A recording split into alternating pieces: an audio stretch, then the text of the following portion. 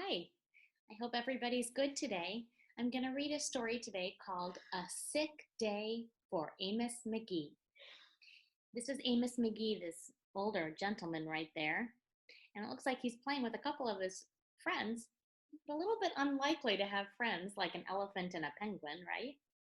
A Sick Day for Amos McGee won this special award. It's called the Caldecott Medal. And the Caldecott Award is given to very special, important picture books. So every year the Caldecott Medal is awarded to a certain number of picture books, and those are all really, really good picture books. So it was special that A Sick Day for Amos McGee won the Caldecott. It was written by Philip Stead and illustrated by Aaron Stead. If you notice, the author and the illustrator have the same last name. We don't know how they're related, but we're guessing they probably are.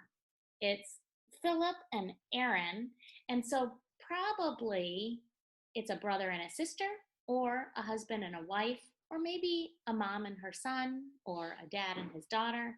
We don't know exactly, but we assume they're probably related, which is a really cool thing to be able to do, to write a book and illustrate it together with someone in your family. A Sick Day for Amos McGee. Amos McGee was an early riser. That means he liked to get up early in the morning. Every morning when the alarm clock clanged, he swung his legs out of bed and swapped his pajamas for a fresh pressed uniform. He would wind his watch. So when somebody winds their watch, he's older, and so he probably has an older watch, and you used to have to wind it to get it to go. You had to set it to the right time and then wind it for it to keep track of time. Now we have digital watches that have little teeny batteries in them, so we don't need to wind watches usually anymore. He set a pot of water to boil, saying to the sugar bowl, "A spoonful of sugar for my oatmeal, please, and 2 for my teacup." So he must have a little bit of a sweet tooth there if he likes a lot of sugar. Belly full and ready for the workday, he'd amble out the door. Every day, Amos waited for the number 5 bus. "Next stop, City Zoo," the bus driver would call. "6 a.m., right on time," he'd reply. 6 a.m. is pretty early to be catching a bus. Amos had a lot to do at the zoo, but he always made time to visit his good friends. It says City Zoo. Do you see zoo? You can spell it with me. Z-O-O. Zoo. He would play chess with the elephant, who thought and thought before making a move. Chess is a game that takes a lot of thinking. You have to use your brain, so it's a really good game to play. Run races with the tortoise, who never ever lost. Well, you can imagine that Amos McGee must not be too fast if the tortoise can beat him, but it's good physical exercise, so that's good for your body, good for your mind, and good for your body. Sit quietly with the penguin, who was very shy. Lend a handkerchief to the rhinoceros, who always had a runny nose. A handkerchief, you can tell, is like a tissue. Sometimes it's made of cloth and you just wash it when you're done then and you don't have to throw it away. And at sunset, read stories to the owl, who was afraid of the dark. That's unusual. Usually owls are awake at night, but this one's afraid of the dark, so he has a light. One day, Amos awoke with the sniffles and the sneezes and the chills.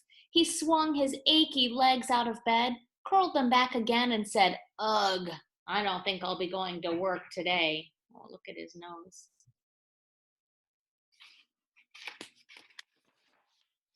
Meanwhile, at the zoo, the animals waited for their friend. The elephant arranged his pawns and polished his castles. Those are chess pieces he's waiting to play with his friend. The tortoise stretched his legs and limbered up, so he's getting ready for his race. The penguin sat patiently all by himself. The rhinoceros worried that his allergies were worsening. He's going to need to borrow somebody's handkerchief. The owl perched atop a tall stack of storybooks, scratching his head with concern. Where is Amos? The animals wondered. Later that day, So there's the city zoo sign, and out they go. Walked right out of the zoo. Can you guess where they're going? I think they're going to check up on their friend.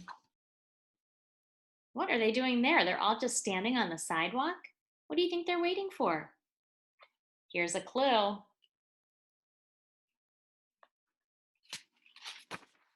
Oh, it's the number 5 bus. That's the one Amos takes to get to the zoo. The animals squeezed onto the bus the other direction to go visit their friend Amos and see why he didn't come see them today. Hooray, my good friends are here. Oh, when you're not feeling well, it's nice to have friends or people come and cheer you up, make you feel better. The elephants prepared a game of chess. Amos thought and thought before making a move. That's a nice way to pass the time when you're not feeling well, right? Play a game. I'm too tired to run races today, said Amos to the tortoise. Let's play hide and seek instead. The tortoise hid inside his shell. Amos hid beneath the covers. Amos yawned. I could use a nap. The penguin sat quietly, keeping Amos's feet warm. Achoo! Amos awoke with a sneeze. The rhinoceros was ready with a handkerchief. They are very good friends, aren't they?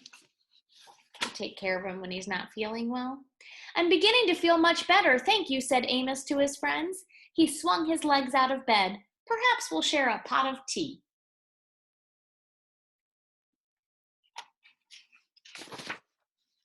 Amos wound his alarm clock. So his alarm clock isn't the kind that plugs into the wall or uses a battery. You have to turn the handle on it to get it to wind up and work, just like his watch. It's getting late, he said.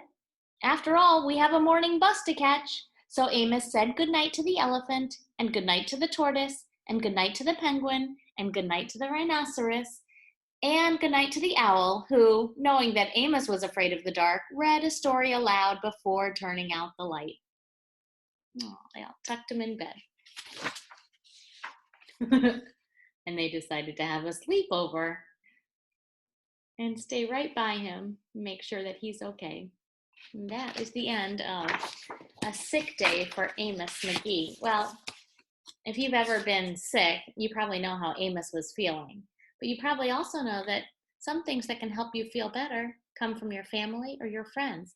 And it's just spending time with you, reading you a story, playing a game, taking care of you. And that's important for friends.